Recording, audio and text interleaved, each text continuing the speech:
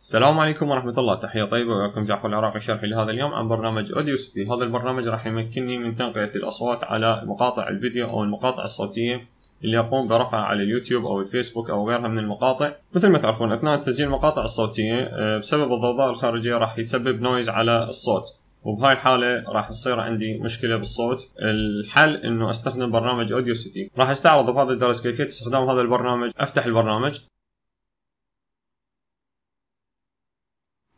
هسه راح اشرح كيفية استخدام البرنامج اثناء التسجيل الصوتي وكيفية التعديل على المقطع الصوتي. قبل ما ابدي اسجل المقطع الصوتي اترك التسجيل لمدة 5 ثواني او 6 ثواني مفتوح التسجيل بدون اي كلام، بعدها ابدي بالكلام على التسجيل الصوتي. اضغط على خيار الريكورد.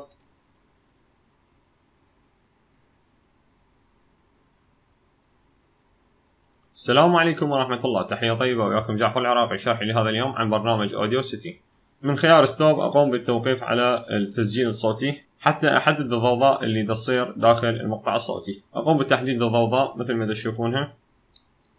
بعدها أروح إلى قائمة Effect، بعدها إلى قائمة Noise Remove، بعدها أختار على خيار Get Noise Profile. هسه قام بخزن الضوضاء على المقطع الصوتي. أقوم بتحديد المقطع الصوتي كاملا.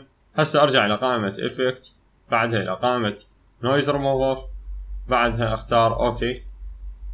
مثل ما تشوفون هنا اختفى عندي الضوضاء داخل المقطع الصوتي. هسه راح انتقل للخيار الثاني، شلون راح اعلي الصوت. اروح الى قائمة Effect، بعدها Normalize، بعدها اضغط على OK. اترك اي تعديل داخل المقطع الصوتي، اضغط مجرد انه اضغط على OK. مثل ما تشوف المقطع الصوتي اتعدل عندي. راح اقوم بتشغيل المقطع الصوتي.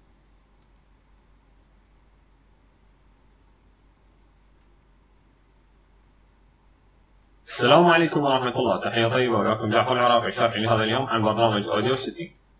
مثل ما تشوفون هنا المقطع الصوتي يتعدل عندي بالطريقة الصحيحة. بعدها أقوم بدمجه مع مقطع الفيديو، وبهذه الحالة أنا حصلت على صوت نقي ما بي أي ضوضاء خارجية. لهنا انتهى درسي لهذا اليوم. إذا كان عندك أي سؤال أو استفسار تقدر تراسلني. تحياتي لكم جعفر العراقي.